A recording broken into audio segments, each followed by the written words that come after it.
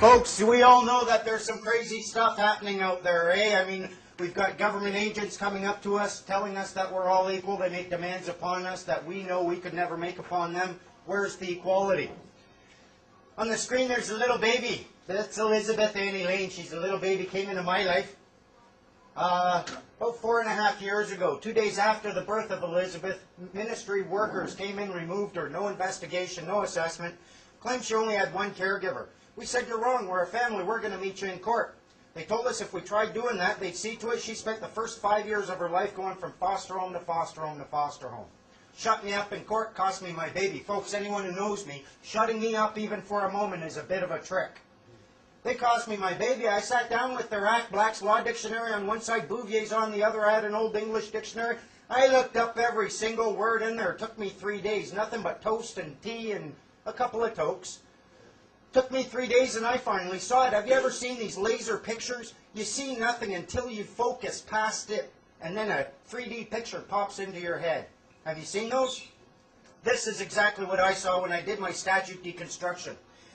I looked through and I suddenly saw what they were doing. This is their little trick. You are not obliged to register your children. If you do, it is at that point that you're creating a legal entity or a person. You are associating this person with your offspring.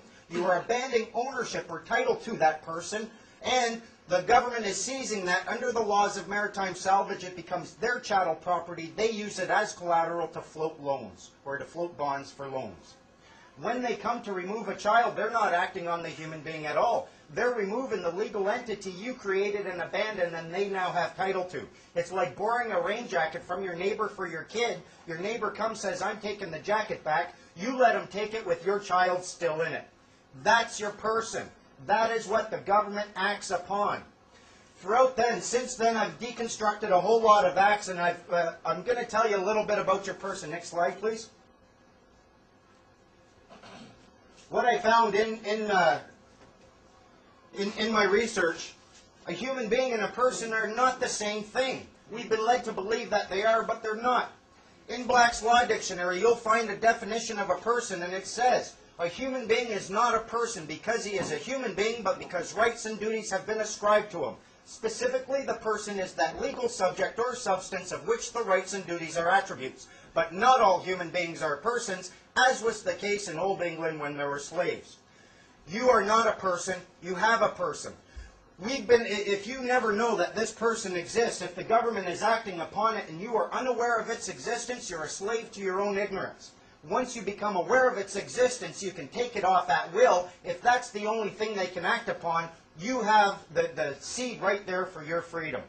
If you hold your jacket like this and say, go ahead and touch it, and the moment you touch it, I'm no longer associated with it, they're not going to want anything to do with that jacket. They're the ones left holding the hot potato.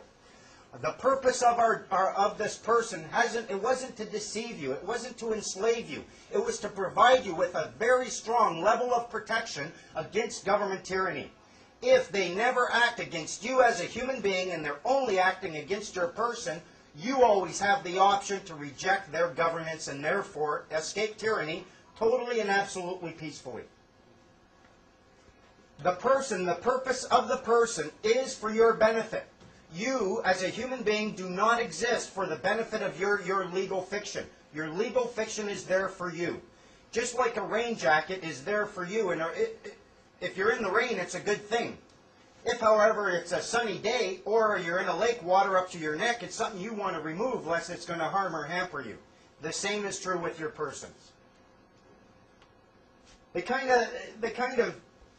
think they kind of hoodwinked us. They created a situation when they got rid of slaves. They said, okay, everyone can be persons. If you do have slaves, then yes, it's beneficial to be a person. If, however, there's no more slaves, becoming a person is kind of saying, yeah, I'll take that lowest totem pole. In the deconstruction of the acts, what I found, what I'll tell you about in the next little 30 minutes or so, we're going to go through the 6 fundamental tricks that I've noticed in deconstructing their acts. When you sit down and you look at their body of words and you start deconstructing it, trying to figure out what the truth is, these 3, they always use them together. Smoke.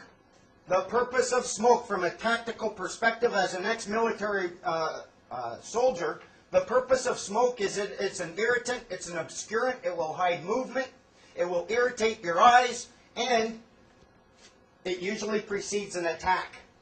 You can find smoke in their words by looking for excess words that make no sense, that really aren't necessary. If they start defining words that you know the definition of already, like look in the Children and Family Service Act, they define the word child. Why would they do that? The people using the act, they all have university educations.